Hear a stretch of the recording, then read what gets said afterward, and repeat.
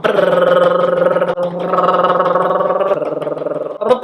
Hey everybody, it's Steph from justtodayinparadise.com, and today we are starting our new YouTube series on how to plan a trip to Key West. So I've got my Key West raw and unfiltered rum here with me just in case I get thirsty, because we've got a lot to talk about. And why don't you go ahead and pour yourself a drink and let's get started.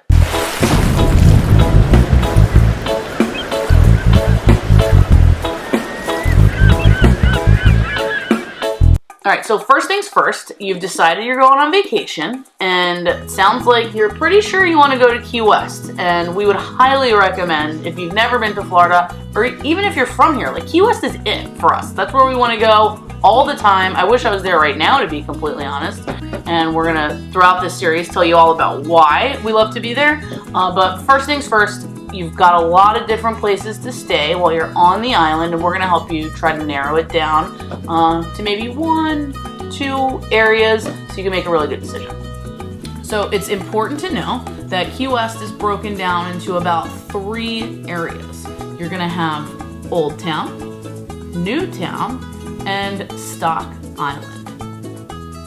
Old Town is the historic part of Key West. That's where you have Duval Street. That's where you're gonna have really access to the seaport. That's where the cruise ships come in. That's really what Key West is known for. You're gonna have all those historic, quote unquote, Key West style buildings. It is where all the action is, and there's some pros and some cons to staying over there. So anything northeast of Old Town, like around White Street, is what is considered Newtown. So Newtown is really more of a like suburban, I guess you could call it, style area of the island.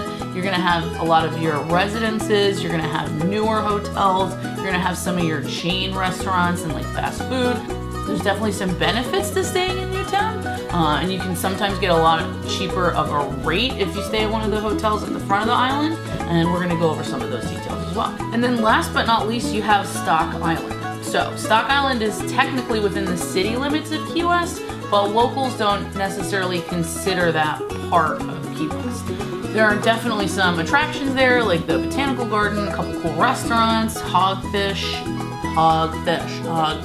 but not quite as many places to stay, and that's gonna put you pretty far away from the action. So let's dive a little bit deeper into Old Town. So Old Town, you're gonna have most of the history. You're gonna have a lot of smaller boutique style hotels. If you can afford it, if your budget is sky's the limit for this trip, absolutely without a doubt stay in Old Town. That's gonna put you within walking distance of some of the best restaurants. You know, you're gonna be able to stumble home after a long night of drinking if you plan on doing any of that. And you know, you're gonna have a really quintessential Key West style experience where you can forget that you're really even in the United States at all. You know, the only downside would be you're not gonna have a lot of amenities that you would be used to in like a larger chain hotel. You know, so be on the lookout. What's the check-in process like? Sometimes it's just kind of a leave a key for you to pick up kind of situation. So our absolute favorite place to stay in Old Town is actually the Orchid Key Inn. They've got a really cool martini lounge that's right next to the pool. You're a stone's throw from Duval Street. The service there is always absolutely incredible, and it's still #1 rated on TripAdvisor with almost 3,000 reviews. 5 stars. Highly recommended. So that brings us to Newtown, and that is without a doubt where we stay every time we go to Key West. You know, you can save a lot of money. We are local-ish in that we're just a drive away from Key West, so it's nice to have your car with you. You know, it's not that big of a deal if you want to drive back and forth from your hotel during the day. And at night, it's just going to be an Uber drive away, or a lot of these hotels will offer shuttles, so that's something really important to think about. So there's a really cool spot in Newtown that's relatively new-ish. It's called Rooster Row. So Rooster Row is made up of 4 hotels: the Hilton Garden Inn, 24 Degrees North, and the Gates Hotel. So we've stayed at all of them at this point, and what we like about staying in Rooster Row is that you get reciprocity between all the different pools and the different bars that they have. So there's 6 total bars between all the hotels. There's some that are indoors, some that are out by the pool, all really awesome, all have pretty good drinks. And what's nice is that these 4 locations will offer you a shuttle service to Old Town throughout the afternoon and evening. This used to be complimentary. It's not complimentary last time we checked. So make sure that if that's important to you, that you ask the hotel before you book. If you had to, if you were narrowing it down to one of these places, I would recommend 24 Degrees North.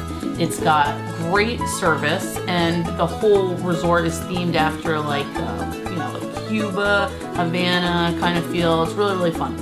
With a lot of these places too, when you book, make sure you understand what kind of room you're booking, because a lot of these rooms have a really cool view of the water from the opposite side of US 1. So make sure that you know what you're booking, or ask if you can maybe get an upgrade. So we're currently planning for our own trip to Key West this coming May. We decided to stay at the Reach. The Reach is a little bit closer to Old Town, but it's still technically in the Newtown area. But what we love about it is that it has its own private beach. And this used to be a Waldorf. It's now part of Hilton's Curio collection. The service is absolutely incredible. This is 5-star service. And because you're in Newtown, sort of, you're gonna have a lot of those big luxury amenities and a big property, but you're still really, really close to Old Town. You can walk, depending on the time of year. It might be hot, you might not wanna walk, but you could. Then you have Stock Island, which doesn't have that many places to stay. There's one place called the Perry, which has gotten really good reviews. We've never actually stayed there, but also good to know it's pet friendly, and you can probably get a little bit better of a rate there than if you were staying again in Old Town, so good to know. And then last but not least, guys, there's everywhere else in the Florida Keys. I think the biggest mistake that you can make when you're choosing a place to stay in Key West is not staying in Key West. Why would you want to travel all the way to Key West just to stay somewhere off the island? And then you have people that are like, oh, well, maybe I'll just rent a car, go down to Marathon, and then, go for a night or lunch in Key West. No, that's crazy. Either go to Key West or don't go to Key West. If you're gonna go, just go. Don't stay in Marathon, don't stay in Key Largo, don't say that you're gonna drive. You're not gonna do that, and it's not safe. You don't wanna go to Key West, have a couple of drinks by the pool, and then go all the way. No, that's crazy. Stay there, be there, that's it. It's the southernmost point. Why would you stay north of the southernmost point if that's, I don't get it. It's actually not the southernmost point of the US. That's actually in Hawaii, but this is the contiguous United States. And that brings us to our last point. Do you stay at a hotel? Do you stay at a bed and breakfast? Or do you stay at an Airbnb? So here's what we know. We've never stayed at an Airbnb or a bed and breakfast in Key West. From what we've heard from some people that have stayed in Airbnbs in Key West is that sometimes they're a little smaller than they anticipated. So just make sure that you stay with someone that's a super host, or you ask some really good questions before you book it, because sometimes those cancellation fees at Airbnbs can be tough. And while we've never actually stayed at a bed and breakfast in Key West, if bed and breakfasts are your thing, you can literally spit and hit one from anywhere on the island. And what's cool is that these are all old historic mansions that have been renovated to accommodate like a bed and breakfast type customer.